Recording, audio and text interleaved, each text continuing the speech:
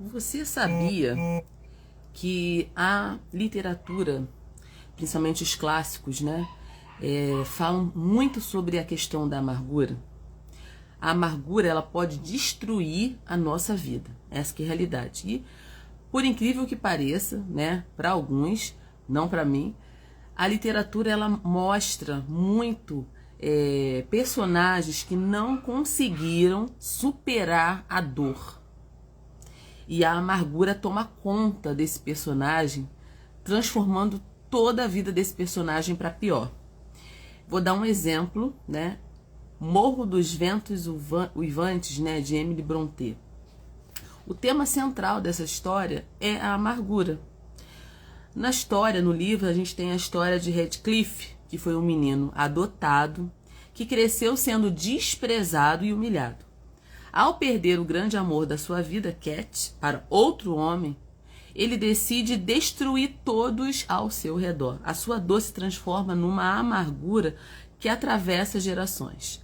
Ele arruina famílias inteiras, escraviza emocionalmente descendentes inocentes e mesmo depois da morte aparece para assombrar os vivos. No relato do livro, a amargura é uma energia vingativa que contamina o futuro e corrompe a inocência. Mas não para por aí não. Nós temos um exemplo de Dostoiévski, Memórias do Subsolo, O Homem do Subterrâneo. Esse livro apresenta um personagem com um amargor muito grande. A amargura do orgulho ferido, né? Nessa obra, um funcionário público aposentado vive recluso, escrevendo um diário no qual destila o seu desprezo por tudo e por todos.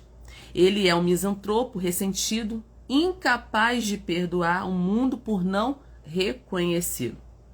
A sua dor é tão profunda que o isola completamente. A sua amargura o impede de amar, de confiar, de viver. O seu isolamento é fruto de um coração adoecido por ofensas não resolvidas. E aí ele fica preso no invisível emocional. Em Os Miseráveis, de Victor Hugo, a amargura se disfarça de justiça. Javert é o policial que perseguia Jean Valjean, né? Não sei se eu falei direito. E você lembra que esse policial, ele persegue o Jean o tempo todo, né? Esse policial, né, esse personagem, ele é incapaz de aceitar que um homem possa mudar. Ele personifica aquela lei, né, fria, julgando sem misericórdia. Quando finalmente Valjean o poupa, perdoa ele, o que ele faz? Ele entra em colapso. Ele não consegue acreditar ou aceitar esse perdão, né, essa graça, e ele acaba tirando a própria vida. O legalismo endurecido desse homem é uma forma de amargura. Ele rejeita o perdão e, por isso, rejeita a redenção. São personagens que caminham o tempo todo muito distantes, né? Ele passa o tempo todo perseguindo o personagem principal, né, dos Miseráveis, e ele não consegue entender que uma pessoa pode e é capaz de mudar. A gente vê um outro personagem na literatura que aponta para a amargura e a desilusão, que é o Rei Lear, de Shakespeare. Um rei se sente traído, né? Ele era um velho rei, decide dividir o reino entre as suas filhas, espera gratidão por isso. No entanto, ele é enganado por duas delas e rejeita a única que realmente o ama. Essa é uma história muito interessante. Traído, enlouquecido, esse rei vagueia pela tempestade, amargo, quebrado, arrependido, mas já é tarde demais. Lear representa a dor de um coração que espera a honra, mas colhe desprezo. A amargura de um patriarca que foi desonrado.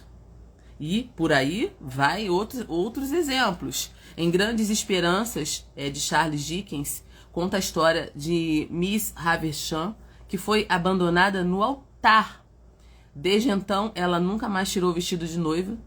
Ela deixa um bolo de casamento apodrecer sobre a mesa e vive trancada em sua mansão, parada no tempo. Ela cria a filha adotiva Estela para ser fria e cruel com os homens como forma de vingança pelaquilo que ela sofreu. Essa história representa o congelamento emocional causado pela dor.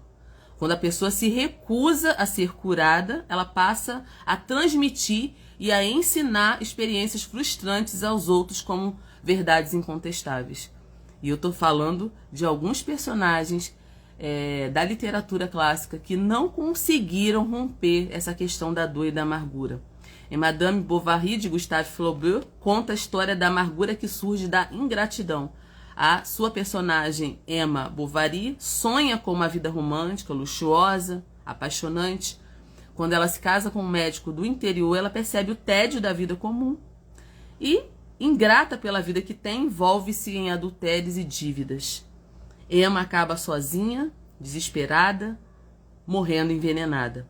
A sua amargura nasceu da ilusão e da comparação. A sua insatisfação crônica e o seu idealismo frustrado a levaram à autodestruição. E a gente vê em muitos exemplos. Vou dar um exemplo nacional agora, de literatura nacional, Dom Casmurro, né, de Machado de Assis.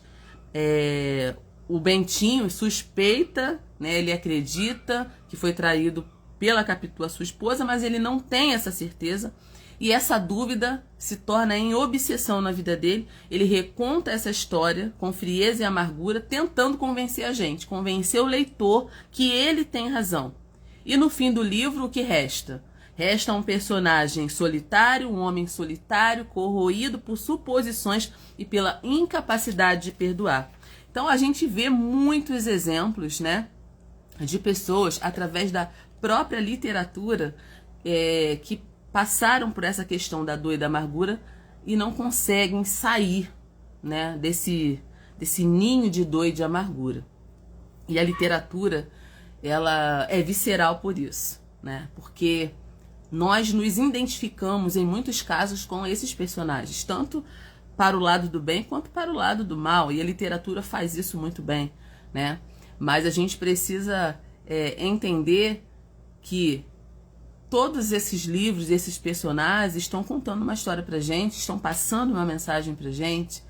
A gente precisa superar a amargura, a ingratidão, a dor. Quem nunca passou por uma dor, por uma traição, a gente passa, nós somos seres humanos, mas essas coisas não podem fazer com que a nossa vida se resuma a isso. E é isso que eu aprendo aqui com a literatura, com esses clássicos maravilhosos que a gente lê.